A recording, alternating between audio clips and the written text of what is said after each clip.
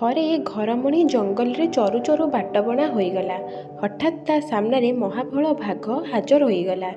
ଘରମଣିକୁ କହିଲା, ମୁଁ ତୋତେ ଖାଇବି। ଘରମଣି ବହୁତ ଡରିଗଲା, ହେଲେ ବୁଦ୍ଧି ଖଟାଇ ଏକ ଉପାୟ ପାଞ୍ଚିଲା। ବାଘକୁ କହିଲା, ଆପଣ ହେଲେ ରାଜା, କିନ୍ତୁ ଜୀବଜନ୍ତୁ ଖାଇ ମୁହଁ ଦାନ୍ତ ଅସନା ହୋଇଯାଇଥିବ। ଆପଣ ଯାଆନ୍ତୁ, ପ୍ରଥମେ ଝରଣା ପାଣିରେ ମୁହଁ ଧୋଇବେ ଏବଂ ଝରଣା କୂଳରୁ ମୁଗୁନି ପଥରରେ ଦାନ୍ତକୁ ପଜାଇ ଆସି ମୋତେ ଖାଇବେ। ଠିକ୍ କହିଲୁ କହି ବାଘ ଯେମିତି ଝରଣା କୂଳକୁ ଯାଇଛି, ଘରମଣି ଛୁ ମାରିଲା। ହେଲେ ଯାଉ ଯାଉ ସନ୍ଧ୍ୟା ହୋଇଗଲା। ଏବେ ଘରମଣି ଗୋଟିଏ ଗୁମ୍ଫାରେ ଆଶ୍ରୟ ନେଲା। ସେଇଟା ଥିଲା ସିଂହର ଘର। ସିଂହ ଯେମିତି ଗୁମ୍ଫାରେ ପଶିଛି ଦେଖିଲା ଅନ୍ଧାରରେ ଆଖି ଦୁଇଟି ଚିକ୍ ଚିକ୍ କରୁଛି। ଗର୍ଜନ କରି ପଚାରିଲା, କିଏ ରେ ତୁ? ଘରମଣି ଭାବିଲା, ଏବେ ନିଶ୍ଚୟ ଜୀବନ ଯିବ।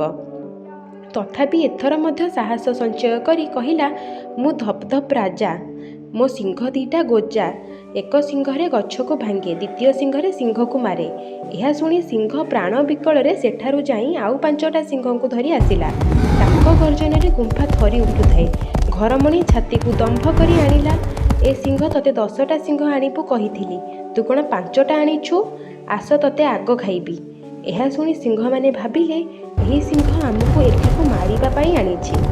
ଯିଏ ଯେଉଁ ଆଡ଼କୁ ପାରିଲେ ପ୍ରାଣ ବିକଳରେ ଧାଇଁଲେ। ସକାଳ ହେବାରୁ ଘରମଣି ଘରକୁ ଫେରିଲା।